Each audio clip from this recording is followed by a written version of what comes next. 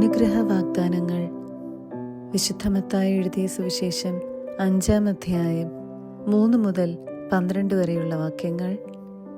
വിശുദ്ധ യോഹന്നാൻ എഴുതിയ സുവിശേഷം 15-ാം അധ്യായം 18 മുതൽ 27 വരെയുള്ള വാക്യങ്ങൾ.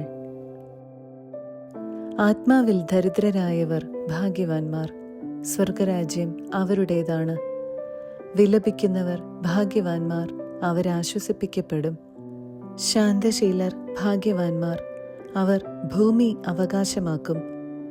നീതിക്ക് വേണ്ടി വിശക്കുകയും ദാഹിക്കുകയും ചെയ്യുന്നവർ ഭാഗ്യവാന്മാർ, അവർക്ക് സംതൃപ്തി ലഭിക്കും. കരുണയുള്ളവർ ഭാഗ്യവാന്മാർ, അവർക്ക് കരുണ ലഭിക്കും. ഹൃദയശുദ്ധിയുള്ളവർ ഭാഗ്യവാന്മാർ, അവർ ദൈവത്തെ കാണും. സമാധാനം സ്ഥാപിക്കുന്നവർ ഭാഗ്യവാന്മാർ, അവർ ദൈവപുത്രന്മാരെന്ന് വിളിക്കപ്പെടും. നീതിക്ക് വേണ്ടി പീഡനമേൽക്കുന്നവർ ഭാഗ്യവാന്മാർ, സ്വർഗരാജ്യം അവരുടേതാണ്. എന്നെ പ്രതി മനുഷ്യർ നിങ്ങളെ അവഹേളിക്കുകയും പീഡിപ്പിക്കുകയും എല്ലാവിധ തിന്മകളും നിങ്ങൾക്കെതിരെ വ്യാജമായി പറയുകയും ചെയ്യുമ്പോൾ നിങ്ങൾ ഭാഗ്യവാന്മാർ. നിങ്ങൾ ആനന്ദിച്ചാഹ്ലാദിക്കുവിൻ, സ്വർഗത്തിൽ നിങ്ങളുടെ പ്രതിഫലം വലുതായിരിക്കും. നിങ്ങൾക്ക് മുൻപുണ്ടായിരുന്ന പ്രവാചകന്മാരെയും അവർ ഇപ്രകാരം പീഡിപ്പിച്ചിട്ടുണ്ട്.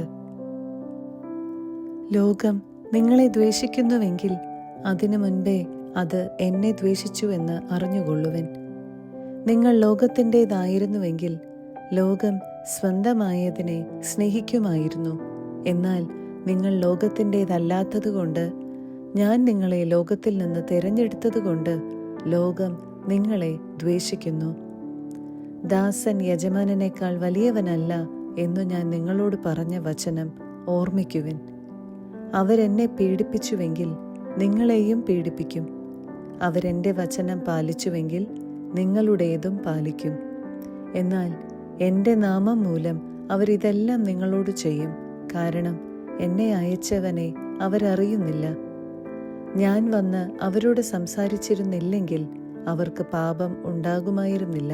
എന്നാൽ ഇപ്പോൾ അവരുടെ പാപത്തെക്കുറിച്ച് അവർക്ക് ഒഴികഴിവില്ല. എന്നെ ദ്വേഷിക്കുന്നവൻ എൻ്റെ പിതാവിനെയും ദ്വേഷിക്കുന്നു. മറ്റാരും ചെയ്തിട്ടില്ലാത്ത പ്രവൃത്തികൾ ഞാൻ അവരുടെ ഇടയിൽ ചെയ്തില്ലായിരുന്നുവെങ്കിൽ അവർക്ക് പാപമുണ്ടാകുമായിരുന്നില്ല. എന്നാൽ ഇപ്പോൾ അവരെന്നെയും എൻ്റെ പിതാവിനെയും കാണുകയും ദ്വേഷിക്കുകയും ചെയ്തിരിക്കുന്നു. അവർ കാരണം കൂടാതെ എന്നെ വെറുത്തു എന്ന് അവരുടെ നിയമത്തിൽ എഴുതപ്പെട്ടിരിക്കുന്ന വചനം പൂർത്തിയാകാനാണ് ഇത് സംഭവിച്ചത്. ഞാൻ പിതാവിൻ്റെ അടുത്ത് നിന്ന് അയക്കുന്ന സഹായകൻ, പിതാവിൽ നിന്ന് പുറപ്പെടുന്ന ആ സത്യാത്മാവ് വരുമ്പോൾ അവൻ എന്നെക്കുറിച്ച് സാക്ഷ്യം നൽകും. ആരംഭം മുതൽ എന്നോട് കൂടെയുള്ളവരായതുകൊണ്ട് നിങ്ങളും സാക്ഷ്യം നൽകും.